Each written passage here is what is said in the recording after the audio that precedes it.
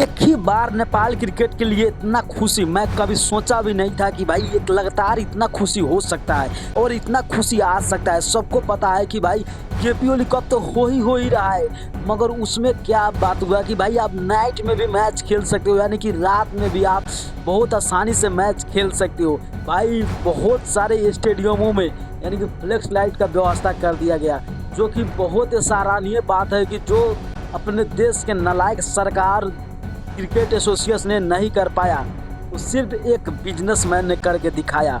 जो भाई अगर बात करें बिजनेसमैन की, तो भाई उनका क्रिकेट प्रेमी यानी क्रिकेट प्रति उनका प्रेम देखा जा रहा है, क्रिकेट प्रति उनका लगाव देखा जा रहा है कि एक बिजनेसमैन ने जो फ्लैश लाइट लगा दिया और दुनिया में तहलका मचा दिया। तो भाई अब जब नेपाल में मैच खेला जाएगा नाइट डे और कभी भी खेला जा सकता है, क्योंकि अब लाइट का भी व्यवस्था हो गया। बहुत सारे स्टेडियम में जैसे गौतम बुद्ध स्टेडियम, बहुत सारे स्टेडियम में लाइट का व्यवस्था कर दिया गया। ये बहुत खुशी की बात है नेपाल क्रिकेट के लिए और नेपाली फैंस के लिए। तो आप लोग क्या सोचते हैं, छोटा सा कमेंट कर देना। अगर नए हो तो चैनल को सब्सक्राइब करके जाना। ओके बाय, मिलता हूँ वीडियो पे।